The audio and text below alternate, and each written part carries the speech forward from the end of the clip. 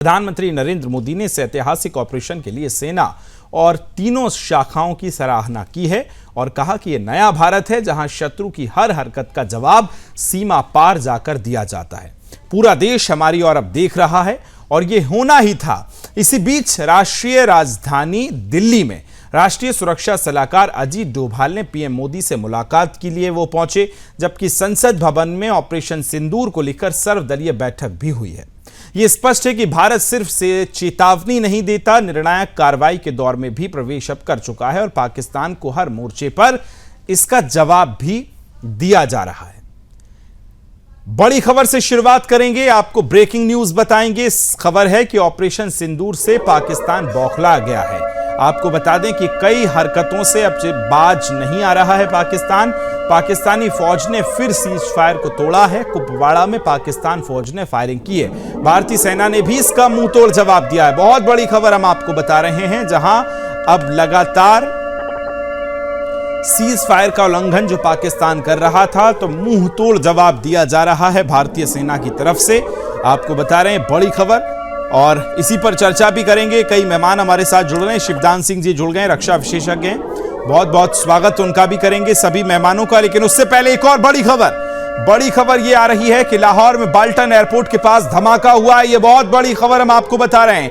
पाकिस्तानी चश्मदीद ने यह बड़ा खुलासा किया है और उसी आधार पर मिसाइलों से यह हमला किया गया है, चश्मदीद का कहना है।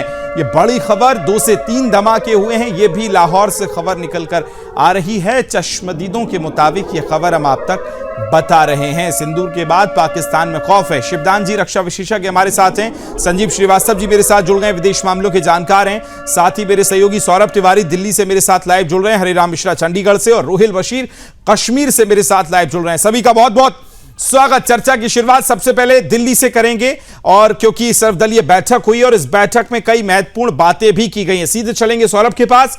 सौरभ, बैठक में क्या कुछ हुआ, कौन कौन नेता इस बैठक में शामिल हुए, अभी क्या कुछ अपडेट, चूंकि उससे पहले एनएसए और प्रधानमंत्री की मुलाकात हुई, यानी संकेत कुछ बड़ा है। बैठकों का दौर एक बार फिर जारी है दिल्ली में। सौरभ जी देखिए विकास, जिस तरह से सर्वदलीय बैठक में प्रधानमंत्री का भी संदेश बताया गया है, अब खासतौर से कांग्रेस पार्टी की बात की जाए तो कांग्रेस पार्टी शुरू से ही मांग कर रही थी कि प्रधानमंत्री को भी इस बैठक में आना चाहिए, लेकिन राजनाथ सिंह ने इस बैठक की जो अध्यक्षता की है और प्रधानमंत्री इस बैठक में नहीं थे। और प्रधानमंत्री की जो बैठक थी वो अजीत डोभाल के साथ चल रही थी प्रधानमंत्री आवास पर, और 50 मिनट ये बैठक चली है और वो बैठक खत्म हो चुकी है।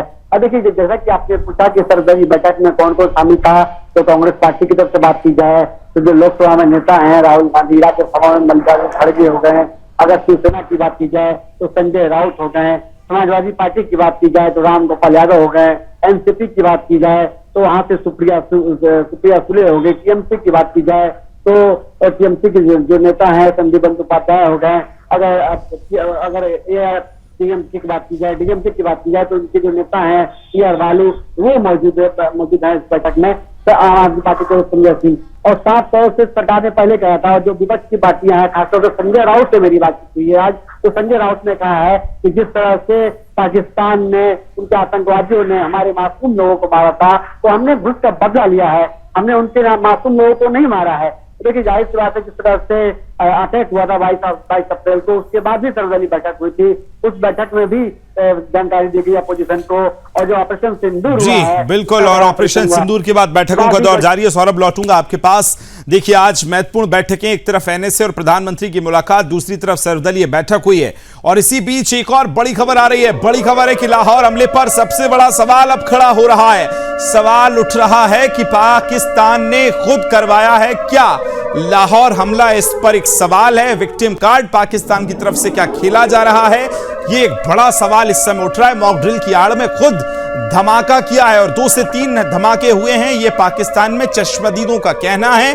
क्या पाकिस्तान ने खुद लाहौर हमला करवाया है, ये एक बड़ा सवाल है। सीधे चलेंगे मेहमानों के पास। शिवदान जी, आप ही से जानूंगा, ये जो हमले खुद पाकिस्तान की तरफ से हो रहे हैं, ये कोई एजेंडा है, कोई प्रोपोगेंडा है?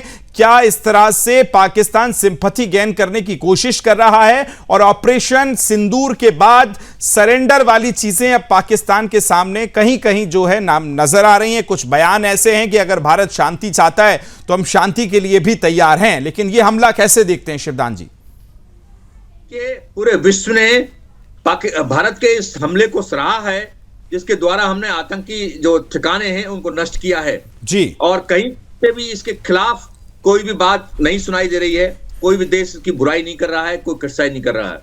इससे पाकिस्तान में टोटली हताशा पैदा हो गई है और पाकिस्तान ये महसूस कर रहा है कि अब भारत के साथ ही पूरी दुनिया है, हम अकेले पड़ गए हैं। इसलिए उसने अपनी दुनिया की सिंपैथी गेन करने के लिए, उसने ये दिखाने के लिए कि भारत ने न केवल आतंकी ठिकानों पर हमला किया है, उसने हमारे जो सिविलियन ठिकाने हैं जैसे लाहौर इत्यादि है, उसमें भी हमारे यहाँ धमाके कराए हैं। तो ये जो धमाके हुए हैं पाकिस्तान में, ये पाकिस्तान के खुद के कराए हुए हैं, क्योंकि भारत की जो हमारी जो नीति है वो इस प्रकार की नहीं है कि पर्दे के पीछे जाकर के या इस तरह की के आतंकी हमले कराने की। तो ये जो हमला जो लाहौर में देखा गया है, ये पाकिस्तान का खुद का कराया हुआ है, जिससे कि दुनिया की जो सिंपैथी उसको मिल जाए और पाकिस्तान को बेचारा समझ के जिन्हें उसकी मदद में खड़ी हो जाए। मगर बिल्कुल बिल्कुल आप सही कह रहे हैं शिवदान जी। लौट रहा हूं आपके पास। देखिए, इससे पहले आगे हम चलें, संजीव जी से सवाल लें, उससे पहले 3 तस्वीरें मेरे पास आई हैं। जरा इन 3 तस्वीरों को आपको दिखाते हैं और इसमें आप समझिए कि किस तरह से उरी का बदला जो है वो लिया गया, पुलवामा का बदला जो किस तरह से लिया गया था। 2 तस्वीरें आपने देखी और तीसरी 7 मई की ऑपरेशन सिंदूर चलाया गया, तमाम 9 आतंकी ठिकानों को निशाना बनाया, नेस्तनाबूद किया, एकदम एक्यूरेट टारगेट पर वहां पर विस्फोट किए गए और सेना 0 कैजुअल्टी, कोई नुकसान के बिना वापस लौटी है। 3 तस्वीरें भारत की, नए भारत की शौर्य पराक्रम को दर्शाती, सैन्य शक्ति को दर्शाती हैं तस्वीरें। संजीव श्रीवास्तव जी, आपके पास आ रहा हूं, जरा बताइए, पाकिस्तान बाज नहीं आ रहा है, ऑपरेशन सिंदूर के बाद भी सीज फायर का उल्लंघन कर रहा है। वैश्विक तौर पर ऑपरेशन सिंदूर के बाद क्या छवि बनती नजर आ रही है, किस तरह की प्रतिक्रियाएं जो हैं वैश्विक तौर पर देखने को मिल रही हैं? संजीव जी, देखिए, भारत की छवि इस आतंकवाद के विरुद्ध कार्रवाई के बाद, जो कि भारत ने कंप्रेहेंसिव कार्रवाई की है, मिलिट्री एक्शन तो लिया ही गया है, उसके पहले डिप्लोमेटिक एक्शन, इकोनॉमिक एक्शन और डिजिटल डोमेन में भी ये कार्रवाई की गई है।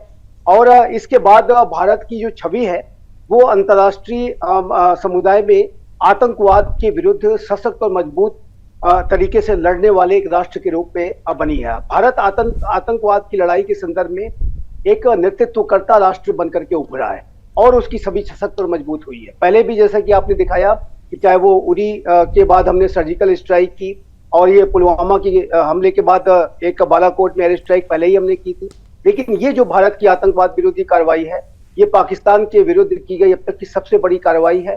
ये व्यापक है और ये मैं कहना चाहता हूं कि सस्टेन भी होगी। आने वाले समय में आतंकवादी विरोधी जो भी एक्शंस भारत के द्वारा समय समय पर लिए जाते रहेंगे। तो ये जो पूरी जो कार्रवाई है, उसके बाद भारत की छवि पूरी तरीके से सशक्त और मजबूत तरीके से सामने आई है।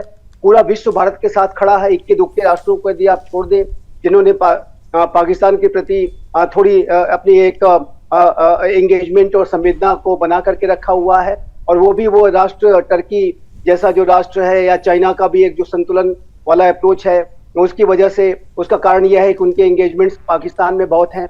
लेकिन उसके अलावा जो विश्व का जो समुदाय है वो इस बात को अच्छी तरह से जानता है कि भारत की कार्रवाई आतंकवाद विरोधी कार्रवाई थी। इसमें पाकिस्तान के आम नागरिकों को निशाना नहीं बनाया गया। भारत ने कोई युद्ध नहीं थोपा, युद्ध नहीं शुरू किया, बल्कि आतंकवाद की जो घटना पहलगाम में आतंकियों ने की थी उनको सजा दिलाने के लिए उसके खिलाफ एक मुंहतोड़ जवाब दिया है। वाकई संजीव जी, लौट रहा हूं आपके पास। मेरे सहयोगी हरिराम भी मेरे साथ जुड़े हुए हैं। हरिराम से ये जानेंगे कि हरियाणा और खासकर पंजाब के जो बॉर्डर वाले इलाके हैं वहां भी किस तरह की चीजें नजर आ रही हैं, क्योंकि लगातार पाकिस्तान ये कोशिशें कर रहा है कि बॉर्डर वाले इलाकों को टारगेट किया जाए। हरिराम, क्या कुछ अपडेट है आपके पास? देर रात ये खबर आई कि अमृतसर के आसपास भी गतिविधि करने की कोशिश पाकिस्तान ने की है, क्या अपडेट आपके पास? देखिए विकास, अगर पंजाब की बात करें तो पाकिस्तान से करीब 532 किलोमीटर की लंबी सीमा रेखा है, और यही वजह है कि पाकिस्तान में को लेकर के वहां की पाकिस्तान के रुख को लेकर के पंजाब की जो सरकार है वो काफी गंभीर है। और तमाम जो ये लेडीज थी बेचारी, इसके छोटे छोटे बच्चे हैं, तो बहुत ज्यादा नुकसान हुआ है सर। तो आगे हम सरकार से यही अपील करना चाहते हैं कि सीज फायर ये जल्द से जल्द करवाएं और अमन शांति करवाएं, आगे वो नुकसान ना हो। बहुत ज्यादा नुकसान हुआ है सर। और स्पेशली सर पिछली बार जो बंकर्स का आया था, तो बंकर्स इन्होंने बॉर्डर एरिया में दिए थे। बेसिकली हमारा भी बॉर्डर एरिया में आता है और यहाँ पे शेलिंग बहुत ज्यादा होती है, बट यहाँ पे डीसी साहब ने बंकर प्रोवाइड नहीं करवाए थे। तो हम गवर्नमेंट से भी यही अपील करना चाहते हैं कि यहाँ पे जल्द से जल्द बंकर प्रोवाइड करवाए जाए और हमारे लोगों को सेफ किया जाए। और लिहाजा गवर्नमेंट से यही अपील है कि इनको जल्द से जल्द सेफ किया जाए और अमन शांति लाया जाए, फैमिली की हार्दिक सहायता की जाए। अभी नुकसान जी हरे राम, बात पूरी कीजिए अपनी। देखिए, अगर सीमावर्ती इलाके की बात करें तो पंजाब के 3 डिस्ट्रिक्ट काफी महत्वपूर्ण है, पठानकोट, फिरोजपुर और फाजिल्का। यहाँ पर पूरी तरीके से एहतियात रखी गई है। कहें कि स्कूलों को बंद कर दिया गया है। जितने भी सरकारी प्रोग्राम है या राजनीतिक प्रोग्राम है, उनको पंजाब सरकार ने बंद किया हुआ है।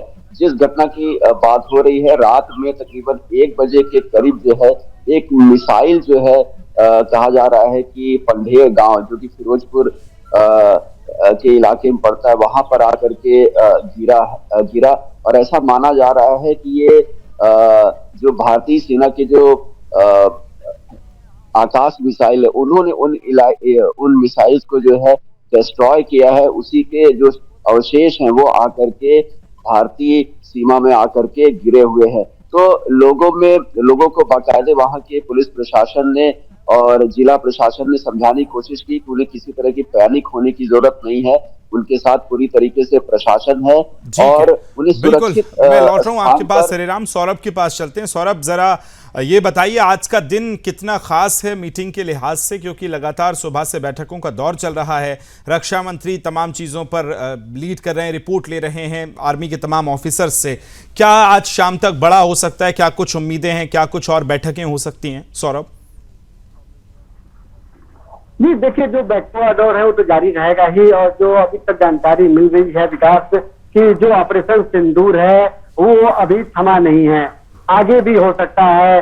और जिस तरह से पाकिस्तान है और जो पाकिस्तान लगातार गिरफ्तार धमकी दे रहा है कि वो ऑपरेशन सिंदूर का बदला लेगा, तो अगर पाकिस्तान थोड़ी सी भी अगर ऐसी गलती करेगा तो उसको भारी कीमत चुकानी पड़ेगी। ये साफ तौर से प्रधानमंत्री ने और भारतीय सेना ने बता दिया है कि ये नया भारत है।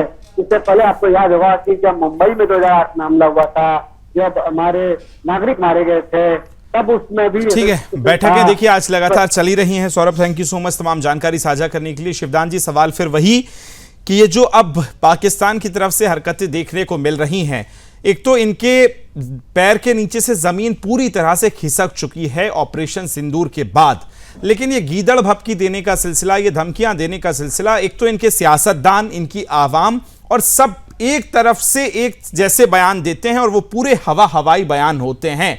तो ये क्या इसी तरह के जो बयान आ रहे हैं वो इसलिए हैं क्योंकि जमीन खिसक गई है पैर के नीचे से?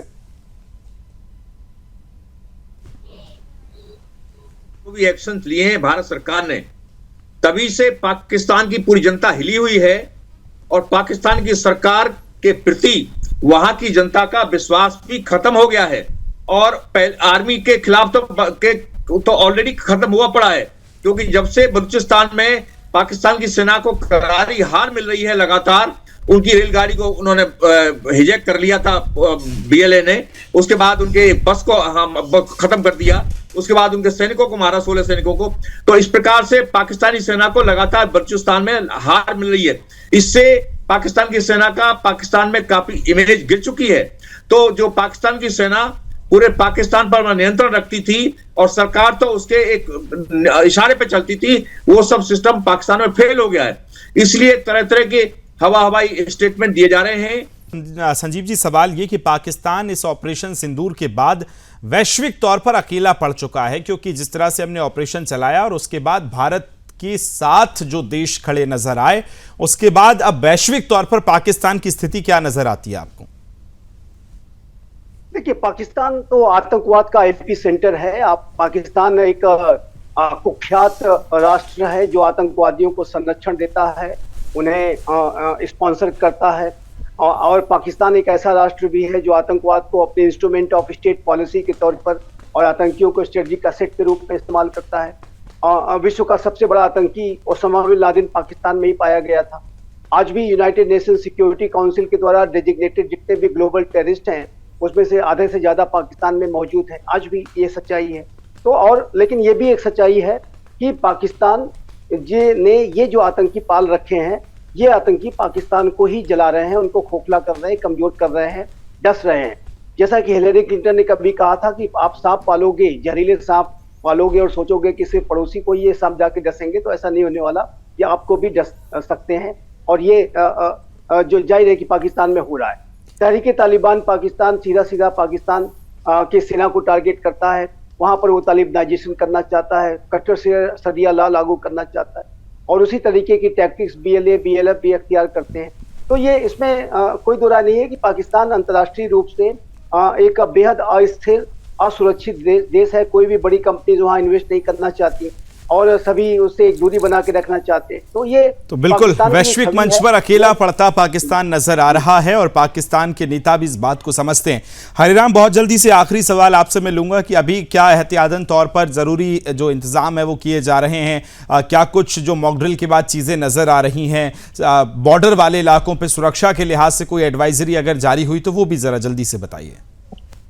देखिए, अगर एडवाइजरी की बात करें तो जो तमाम स्कूल हैं वो वहाँ पर बंद कर दिए गए हैं। अगर लोगों में देखा जाए तो वो जो बॉर्डर एरिया में है सुरक्षित स्थान पर वो जा रहे हैं कि ये इस संभावना में कि कहीं किसी तरह की घटना ना घट जाए हमले की। और सरकारी जितने भी कार्यक्रम हैं पंजाब सरकार ने रद्द कर दिए गए हैं। मॉक ड्रिल कल रात में तकरीबन 1-1:30 बजे भी हुई थी जब सेलिंग की घटनाएं हो रही थी। इसके बाद से तमाम जो पंजाब पुलिस है वो पूरी तरीके से सतर्क है, तमाम जगहों पर निगरानी रख रही है। मॉक ड्रिल जगह जगह पे किए जा रहे हैं, चाहे वो रेलवे स्टेशन हो और सरकारी भवन हो। पॉइंट टेकन, लौट रहा हूं आपके पास हरिराम। शिवदान जी, आखिरी सवाल, चूंकि समय बहुत कम है और अंतिम चरण में सवाल इतना सा है कि पाकिस्तान अब क्या ये समझ चुका है कि उसकी जमीन खिसक गई है? क्योंकि देखिए, भारत ने जो टारगेट ऑपरेशन सिंदूर के तहत किए वो आतंकी ठिकाने थे, 9 ठिकाने, 9 ही आतंक के वहां पे मॉड्यूल चलाए जा रहे थे, बड़े हेडक्वार्टर्स थे। पाकिस्तान अब जो उल्लंघन कर रहा है सीज फायर का, उसमें या तो सिविलियंस को टारगेट किया जा रहा है, एक ही ऑप्शन उसके पास है क्योंकि भारत में तो इस तरह के कोई आतंकी ठिकाने हैं नहीं। तो क्या ये पैर पर कुल्हाड़ी मारने के बराबर है पाकिस्तान का सिविलियंस को भारत में टारगेट करना? और उसका अगर जवाब भारतीय सेना दे रही है तो यह दिशा ऑपरेशन सिंदूर चैप्टर 2 की तरफ बढ़ सकती है। शिवदान जी, देखिए, ऑपरेशन सिंदूर से पहले भारत ने 2 बार आतंकी हमलों का जवाब दिया। एक उरी के बाद सर्जिकल स्ट्राइक की जी, और बालाकोट में हमने एयर स्ट्राइक की। बिल्कुल। तो पाकिस्तान को इससे पहले ये एक्सपेक्टेशन नहीं थी कि भारत इस तरह के जवाब देगा।